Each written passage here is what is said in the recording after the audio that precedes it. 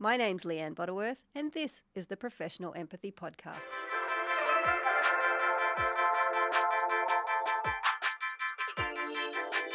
Hello. Hi. Hello. So, let's get the show underway. So, hello everybody, and welcome to the Empathy Podcast. I'm here today with Sarah and Matilda from Myoni, and we're talking about empathy and menstruation in the workplace. Now, it is a little bit of a special episode today. It is episode 30 of the podcast, of the Professional Empathy Podcast, but it's the first one where I actually get to reach out and touch the humans that I'm talking about, talking to. Hooray! So, hello and welcome. Thank you for having us. It's a privilege. It's exciting to be here. Yeah, It's very cool. We've got the headphones, we've got the microphones, we've got eye contact. So we're going to have Very some fun cool. today. So Sarah and Matilda, would you like to give a little bit of an introduction about who you are, what you do, and why you guys are the best ones to talk to me today about empathy and menstruation in the workplace? Sure. So we are the founders and directors of Myoni, making reusable, recyclable, ethically Australian-made menstrual products and passionately delivered services all about the menstrual revolution, why it matters, and how we can embrace this in our lives. Awesome. What's the menstrual revolution? Well, it's just a fun term that we started using when we came up with the idea of Myoni, but we're seeing many other concurrent people speaking about this, and it's that periods have a space beyond just this thing that happens and then it doesn't happen, or we don't talk about and we just suffer or tolerate or barely deal with. And you know, that's something that we've learnt. We started obviously making the products, and then we realised this is a tool for a way bigger conversation about sustainability, about financial impacts, about health and well-being impacts, about productivity impacts, and mental health impacts. There's so much more beyond just having a cycle once a month or having a menstrual bleed once a month. Yep. And the more we have been learning that, the more it's kind of blowing our minds. Yeah. Yeah, definitely. And I think we started with this menstrual revolution because we felt that it needed to be something drastic in our own lives. I think we've all gone through a personal journey whilst we've gone through this, a journey of creating a business. But also that there is such shame and taboo around menstruation, around periods, around the menstrual cycle, and we needed to shake that up. We needed to bring something else quite dramatic to break that cycle for ourselves. And then, as Sarah has said, this journey in creating these products and using these products has meant that it's such a much bigger picture of how we can tap into the amazing power we have as menstruating beings. So, join the menstrual revolution. So you're talking about menstrual products. So what is it that Myoni sells, and how did you guys get into this social enterprise? So I think it was Sarah who had the idea initially to create a menstrual cup made in Australia, ethically produced, and we've gone out of our way to create something that is really beautifully designed but also really sleek and takes the best of what we think is a great menstrual cup. We were menstrual cup users many, many, many years ago, and before they became popular on the shelves, you really had to search for them. I think we had a friend who actually imported them from the US to actually start using them. And she needed an importer's license and could only bring a handful through at a time. So it was very much a fringe thing. So now it's fantastic. It's a revolution's happening. We can find all sorts of different products on the market shelves, which is great. It's so amazing to see the different options for people. So we developed and designed our own menstrual cup. We make that in Australia. We make it out of materials that are recyclable at the end of its use. We've been really mindful that every stage of its production is an ethical part of that production. We've visited all the places that make our products. We know the people who make them. It's really important to us that each aspect of that production was a really it gives back in other ways, not just in making a really awesome product, but we're supporting local business, we're supporting really ethical production. And we also make menstrual pads, which are made by small enterprise in Australia. We have some fantastic designs that are made by small sewers. So we're really supporting all of those little enterprises and bringing these reusable, fantastic products to the market to offer an alternative to disposables, which, as Sarah has said, is this tool to tapping into your cycle. Yeah. So if we talk about our cycle then, so you've come into the business looking at a product side and you've realised that there's an education and a stigma and a taboo side that needs discussing as well. What are the benefits? Like, why are we here today having this discussion? Why is this such an important discussion to be having? That's a big one. Ooh. What's coming to mind for me is when we do events, expos or speak, particularly early on in our journey, I'll speak for myself, but I think, Matilda, we observed that we became this safe space for people to come and share all these things about their experiences with menstruation. We had single fathers saying, I don't know what to do and my daughter's just got her period, with people sharing their joys and their tribulations and all the things in between, and went, wow. And then they'd say, oh, sorry, it's probably too much information, apologising. Like, it's cool. Yeah, it's not. No, it's not.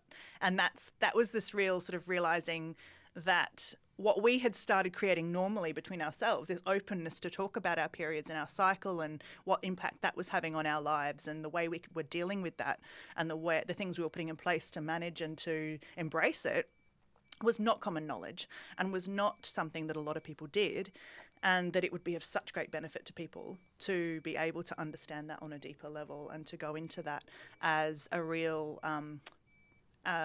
opportunity to tap into power that we've been denied for a really long time. And we always say, look, it's no fault of our mothers, it's no fault of the other women in our lives, but they weren't told or didn't have this information to pass on to us in the way that would have been really productive. Yeah. And for some reason, our society has, well, there are many reasons, and we could be here all day talking about them, but our society has shunned and deemed menstruation as not being important.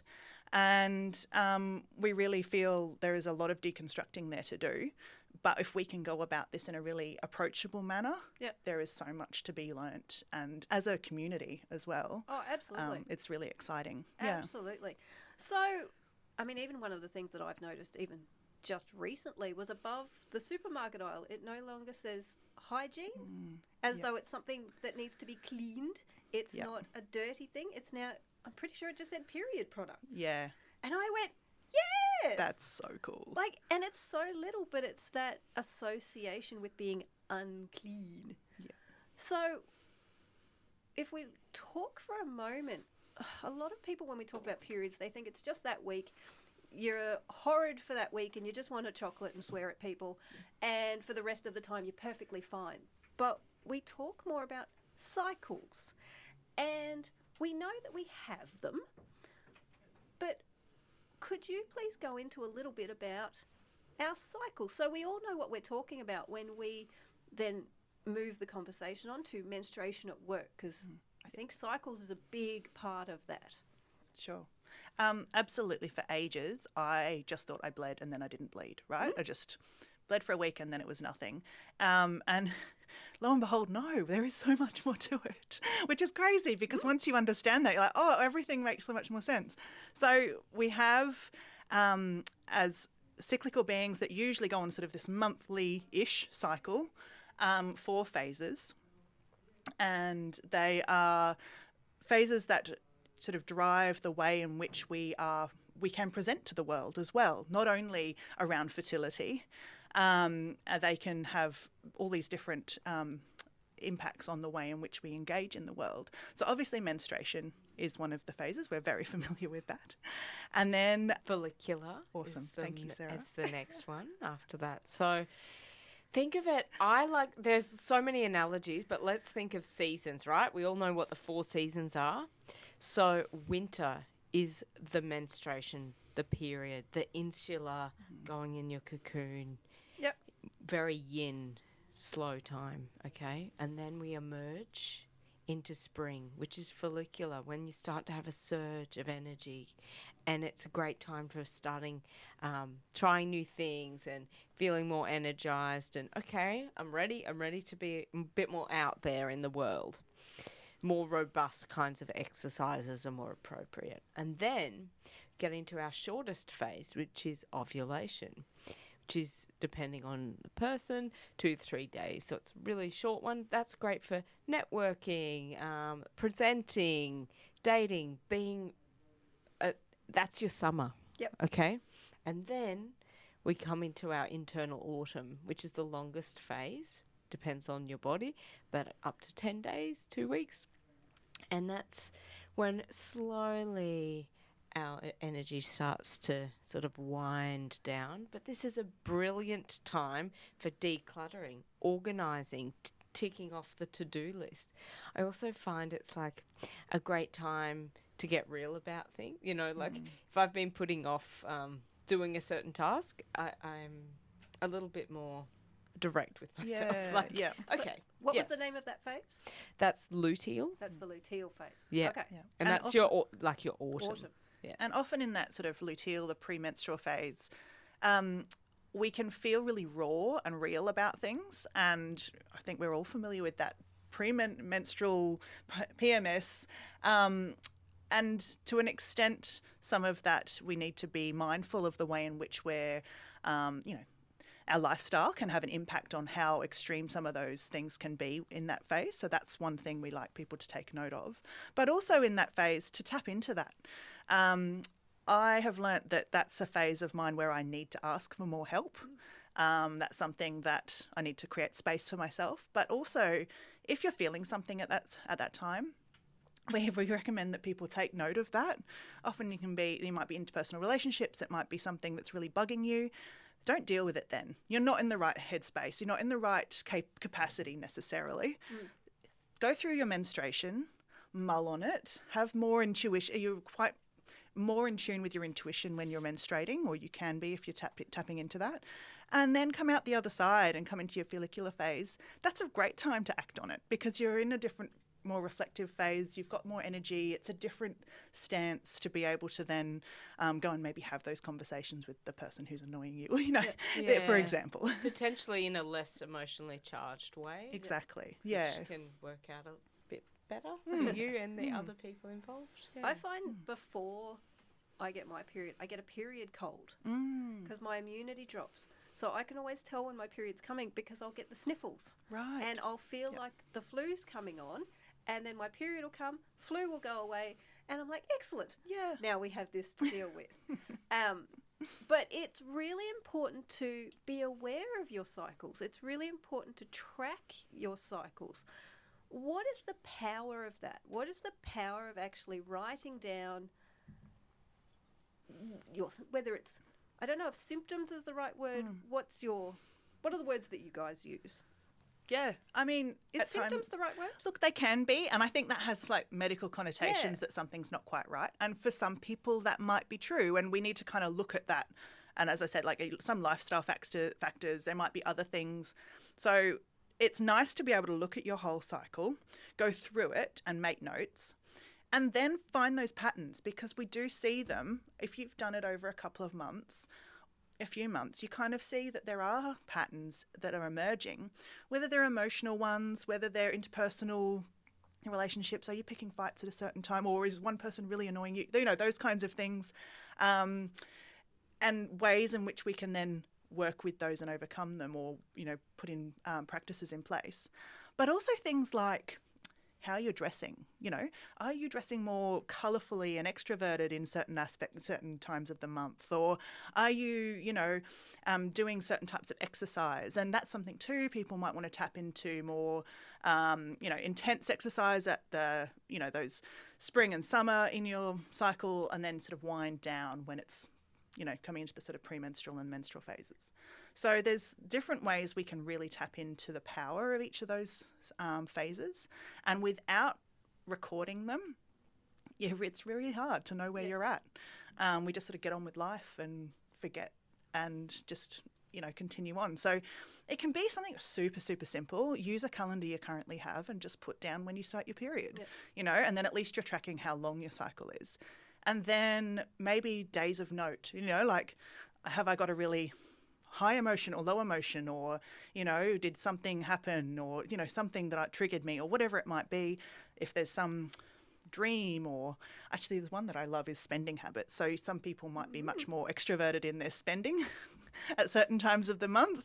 Or maybe you're spending a lot on chocolate at one time of the month. Like, it's nice to be able to see where those patterns are. There are obviously a number of tools that we highlight to people as being useful. Calendars, tracking in different formats, whether it's printed or digitally. It's, kind of just working with what works for you and what kind of, do you want to create a bunch of symbols and colours and colour in each day, or just write some notes or whatever it might be. And I think also that awareness, that self-awareness, like, I will often curse Spring and Summer Leanne because she books things for Winter Leanne that Winter Leanne doesn't have the energy for. But instead of, if I didn't have that awareness that motivated Leanne can get unmotivated Leanne into a whole lot of trouble, it's, but this is me. This is who I am. There's something wrong. I am depressed, or I am an extrovert, and why is there no consistency to... But when you go, it's not me, it's my hormones, it's my cycle, it's part of being a woman on a natural cycle, and I am at sort of the behest of things that are completely beyond my control. So it's not, this is who I am, it's just, this is what I happen to be going through this week of the month. And it is exhausting, but the more self-awareness you have, that then helps you understand your own emotions and potentially understand the emotions of other people.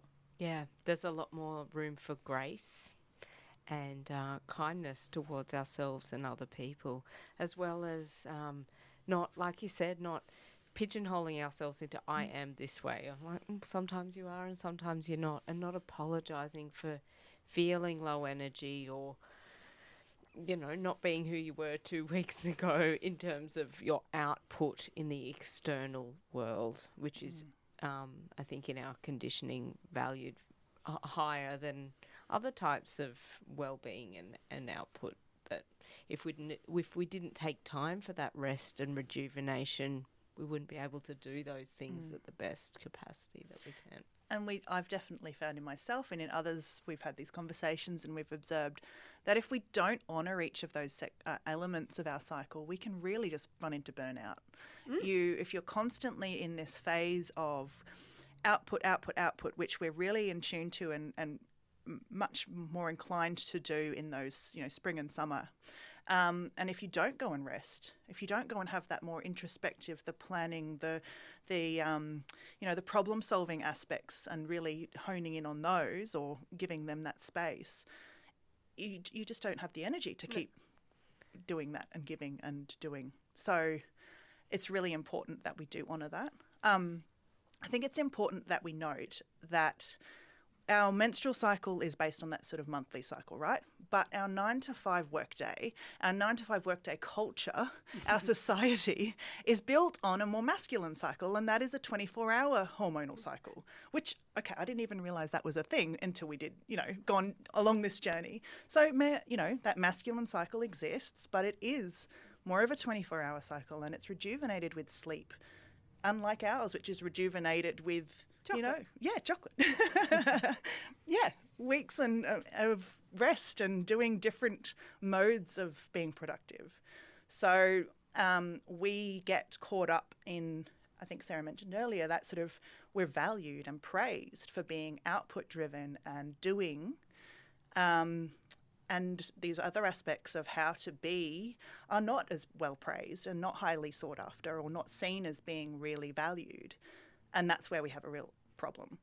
To be able to translate that, to value that, and to have others who we engage with and work with value that as well and see that that's possible as being just as productive and valued. Yeah, absolutely. So if we're talking about then the impact of our cycle on work, and we're trying to change things. We're trying to change some taboos. We're trying to have some conversations around menstruation and its impact on our work.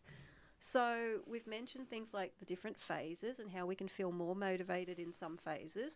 And when we're not feeling as productive or typically productive, we don't feel shame and guilt for going, well, hang on, I got all this done last week.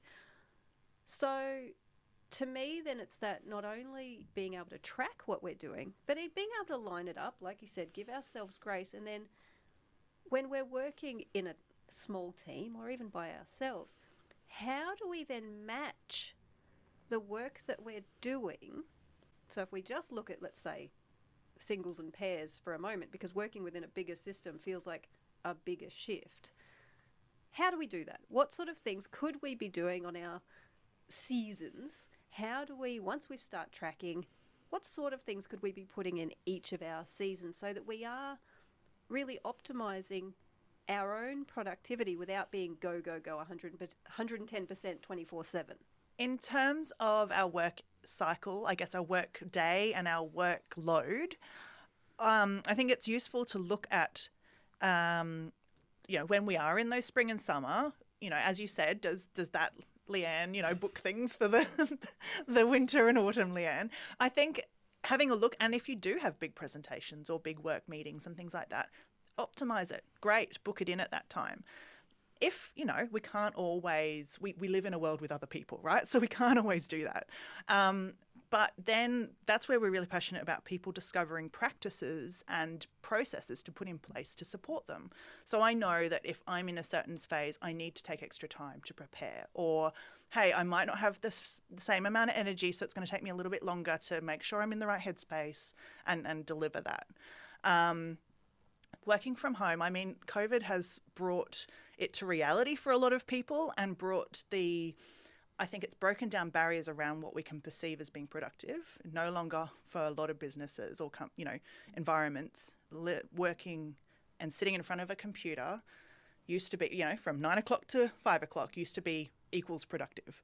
Whereas I think now we're suddenly realizing that people need to be able to manage their time. And even if they're working in a different space, productivity and outputs and things can still get done, and sometimes in a more productive way. So there are other opportunities, and if that's possible for people, managing that and say, look, if you are premenstrual and you're all menstrual or whatever and going through those phases, maybe that's a day you do work from home and you have those extra comforts and the slowness and the ability to sort of spread out and not have to worry about dressing up to go in the office. Go and, sit and do your work somewhere comfortable.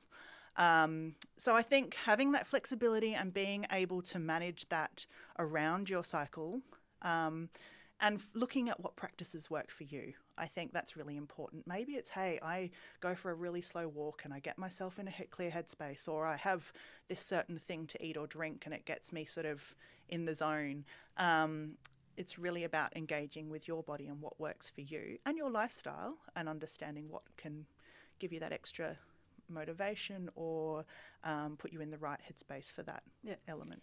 Yeah, and if you want to, depending on your team or someone that you work closely with, if it is aligned, maybe you share each of your cycles with one another. Like if you have an app, some people might want to do that, or to just communicate. Matilda and I do that. We just go, hey, got my cycle, or I'm in here. So, okay, it already, because we have that shared language, there's already a baseline understanding of, okay, cool, that's where you're at. Or if you're working, in a smaller team, or you have more breadth of tasks you have to manage, it might be, okay, I do my accounting and my detail-orientated stuff at the beginning of my autumn or around my autumn. And maybe I have shorter days in my winter. I know people that don't work at all in their winter. Yeah. Or they don't do any client work, so that energy is just cocooning in. Yep. And personally, what I observe is the more I lean into my inner winter, the better the rest of my month is.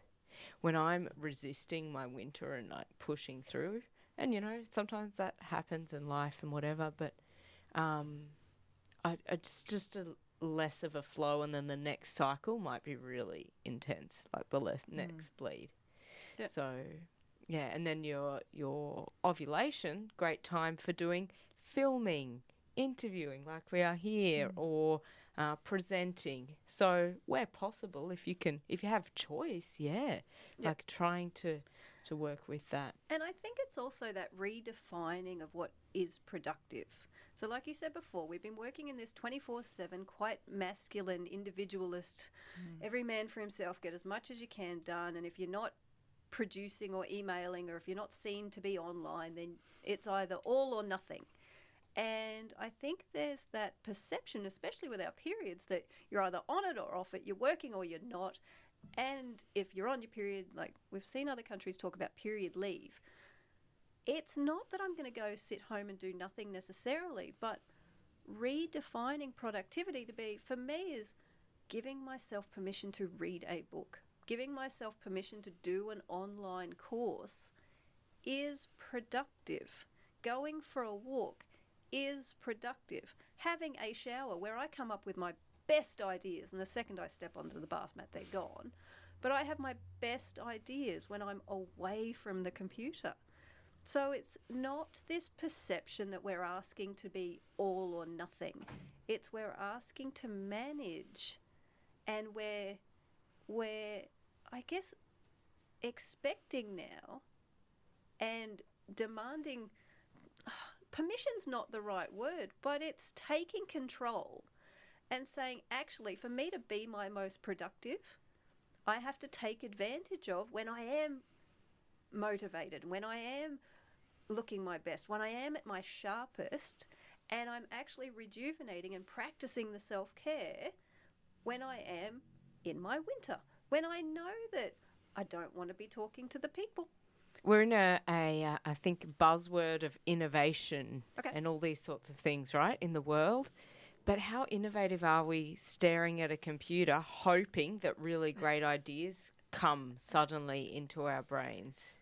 Yeah. How innovative is that really? Or how innovative is it really? And to rack our brains forcing an answer for something when it's just not ripened. It just hasn't come yet. Yeah. And also, how innovative can we be if we're not giving ourselves permission and grace to go and learn other things and read other perspectives? If it's just business as usual all the time, that's not where the good, interesting stuff happens. So for workplaces and teams, we've talked about having open conversations about menstruation. Where are you? I say to my fellow tutors when we're marking, I go, where are you? And she's like, yep. I'm like, yeah, me too. So having those conversations, being open about it, no longer, I guess, I mean, we all remember those days of you grab a tampon and you hide it as though it's a bomb that you're trying to smuggle to the bathroom. Yep. But having those conversations, talking to our friends and our trainers and our kids, like I didn't realise, I've been talking to my both kids, I've got 9 and 11, and Zara's 9, and I actually forgot to tell her that your period doesn't last all month. So that came, she's like, oh, you don't have it all the time. I went, no, I'm just cranky all the time. This is my excuse for 1 month of the I said, no, it's 1 week only, of the month. Yeah, exactly. It's only 1 week out. And she's like, oh, yeah, that's not so bad. She was under the impression it was 24/7 for the rest of her life. So I motherly fail on that one. So being open about these conversations, having them with our girls and our boys and our teammates.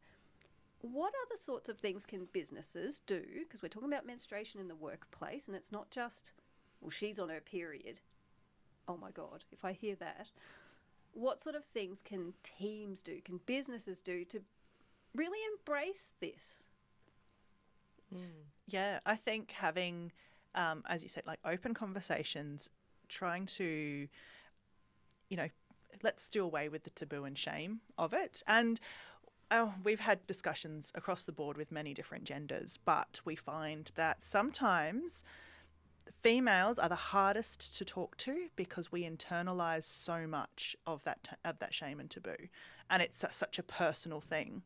Whereas if we start talking more broadly and openly with others, if we can just go in and be a leader about that, and it might be awkward at the start, in a team meeting or something, to say, hey, look, this is something we might want to be aware of, that, people do have different cycles. Even just the basics is something that most of us are not very familiar with, let alone tuning into. So to bring that up as an aspect, and to an aspect as to why people might need different types of work arrangements or might be working differently on different days, and giving permission. And I know it's hard, I think we do need to give each other and ourselves permission. It's something that we haven't really acknowledged, that it's that we've been denied access to this. So if we can move past that and move on as being just a normal fundamental thing that different people go through. It's nothing to be shamed. I think also, as you say, redefining productivity is it's a massive cultural shift for a lot of work environments. That won't happen overnight, but we need to start having conversations about what that looks like and how we can embrace that as a different working structure and a different working culture moving forward. And I think the good thing is lately, especially, it's just the last month, we've seen Spain start to talk about 3 days of menstrual leave a month for women or people who are menstruating who feel they need it. And the other thing is the state government have just put in free menstrual products into state schools, which is an excellent initiative. And no matter which way that goes, I mean, it can't be a bad thing, but it's in the news. People are talking about these issues now. So do you think workplaces will start to follow suit in terms of how they talk about it, and even putting free products in bathrooms? Yeah, and I think there are some workplaces that do that. So, yeah, I definitely hope so. When something's in the collective psyche, I think it infiltrates into having those dinner table discussions or discussions with friends, and we can no longer, yesterday I was at an expo and there was a man going, oh, that's not for me. And I was like, well, did you come out of a woman, and do you know any women in your life? Because it's actually for all of us. And it impacts all of us. So we're making the connection of relevance. Or period poverty. Yeah, if there's shame and taboo, we can't talk about, hello, there's period poverty even in Australia. Those things. And period poverty is where people don't have what they need. So they could be using toilet paper. Maybe they don't even have toilet paper. And this is something that can prevent people from accessing school. Or work. Yep. So what are the benefits then to, each other as a collective, and also to businesses of starting to talk about this, of actually getting this right? What are the benefits? I think productivity as a whole being something that they can have a look at, embracing their workforce and bringing their workforce into this new paradigm where people are valued. We're not just trying to fit into this cookie cutter of a 9-to-5 workday that doesn't suit a lot of people.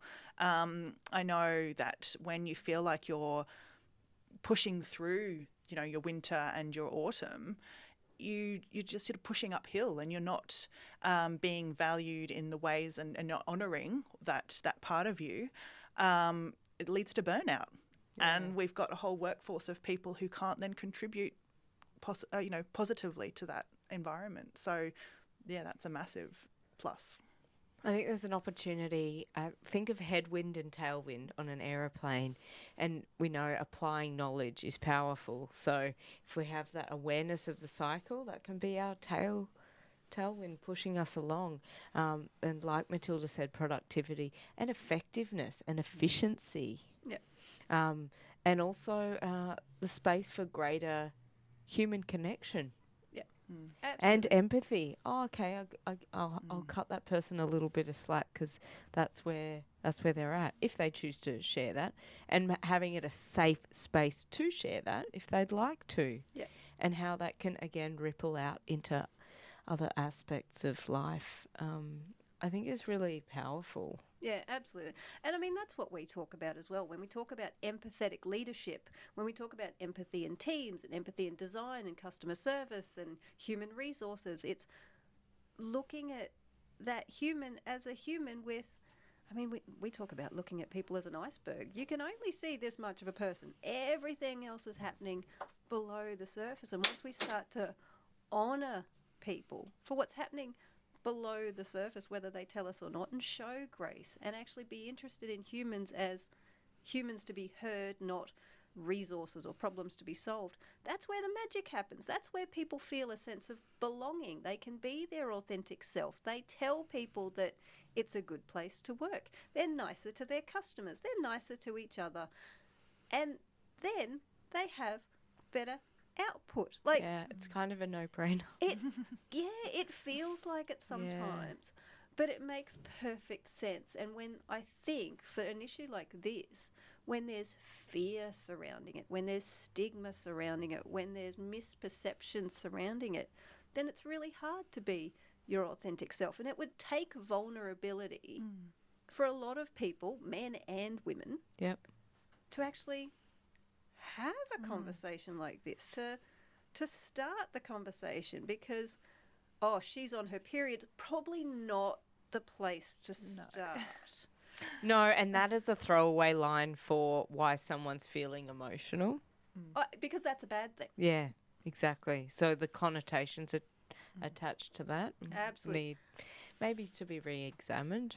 Yeah, absolutely. And that's where that listening comes in, and vulnerability and self-education and self-grace. And that's, I think, the thing for a lot of men folk is you don't have to have the answers. You just have to listen to what's going on and be open to it, and really lean into this and go, is there a new way of doing things where I can be more open, more inclusive? And I think having those conversations, yes, can be hard if you don't have something to support you doing that. And obviously, we're very keen on facilitating those conversations. But also, as we're saying, like Spain bringing in this kind of leave, it's in the media. There are a number of different studies and things out there, whether it's around period poverty or productivity or whatever it might be. It's starting to become better known.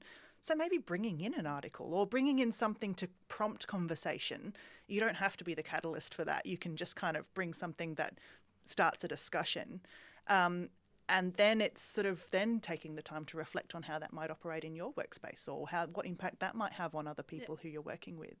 There are sort of softer ways to bring that into the conversation, I think. Putting things into the bathroom just to start with. Absolutely, yeah. Yeah, that's right. So it's a normal thing. It's not something we should be just getting on with. We can support people who menstruate to come to work and be in a supported environment to have that and to be given the products that, should be treated just like toilet paper in the way that, they're provided to us. Absolutely. Thank you so much. We've had such a beautiful discussion about, productivity. We've touched on the patriarchy. We've talked about where people can start both personally with tracking their cycles and at work with listening and having vulnerable conversations, as potentially putting products in bathrooms. Ladies, where can people find you and what is it that you're offering in this space? So best place to check us out is our website. So that's www.myoni.love. Otherwise, Instagram at Myoni.love. That's M-Y-O-N-I? That's right, M-Y-O-N-I. And we obviously have products for sale, but we also have developed a course which goes much more in depth into our cycle. And we do touch on productivity and the ways that we can develop practices to embrace and to really use our cycle in our lives. So that's a great place to start for people. That's available through the website. And we also offer face-to-face discussions, meetings, workshops around this topic. We're really passionate about having these conversations and educating and tailoring that to the audience that we are engaging with. That's really important that we make sure it's useful for people and we can make sure that those conversations are being had in a beautiful, safe space and that people can walk away knowing much more about themselves, but also, like we've talked about today, ways that they can then have that ripple effect on into the community. Lovely. Matilda and Sarah, thank you so much for today. Thank you for having us. Yeah, It's thanks, been Leanne. Great.